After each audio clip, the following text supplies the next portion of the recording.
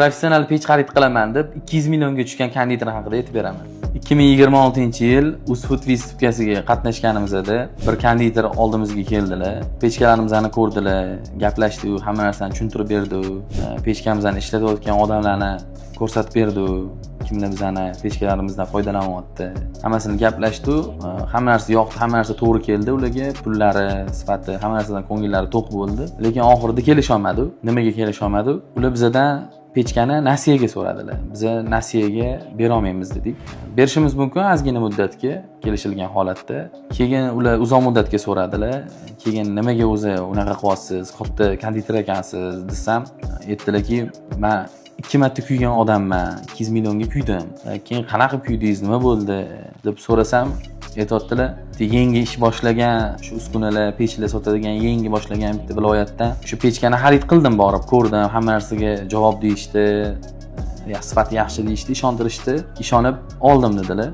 Ishlatdik, harakat qildik, unaqa ham, bunaqa ham qilib ko'rdik. Hamma qo'limizdan kelgan imkoniyatlarni harakat qilib ishlatdik, bo'lmadi. Mahsulotimizni ko'ngilgidek chiqarib bermadi u pechga. Keyin oxiri shu do'konga murojaat qilganlar, olgan joylariga shunaqa bo'lyapti, bo'lmayapti, o'xshamayapti ishimiz deganlar. Ular o'zingiz qilishni bilmayapsiz, pechga boshqa odamlar ishlatib yuribdi, ayb o'zingizda deb kelisha olishmagan. Ular keyin yo'q, pulimni qaytarib beringlar, pechkalarni olinglar qaytarib.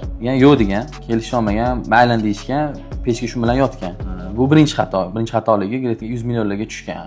Keyin ikkinchi xatoligi reklama ko'rib qolishgan internetda. Xitoyliklar reklama qilayotganini ko'rishgan. Keyin через programma tarjimon orqali Xitoy bilan gaplashishgan. O'sha pechka haqida bizani mana mahsulotimiz shunaqa qilib bera oladimi deyishgan. U Xitoylar ha bo'ldi qilib beradi, 1 oyda taxminan bitadi degan. Bo'ldi deyishgan, ishonishgan, pul o'tkazishgan Xitoylikka. Oradan 1 oy o'tdi, 2 oy o'tdi. Boshida yozib turdi javob deyaptilar. Hozirgi kunga kelib deyaptilar, 3 oy bo'ldi deyaptilar. O'sha Xitoylik bizga javob ham yozmayapti deyaptilar. Shunaqa qilib 200 millionga yaqin pulim havoga uchib ketdi.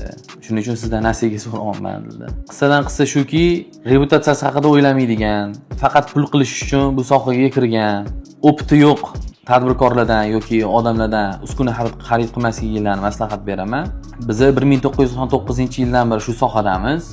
Shu paytgacha ancha muvaffaqiyatli keyslarimiz bor.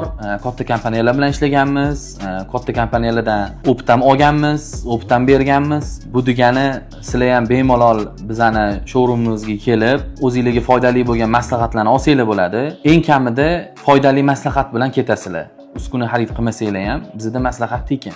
Yana bir narsa, bizdan uskuna xarid qilsangiz, har doim taqillatib keladigan eshigingiz bo'ladi.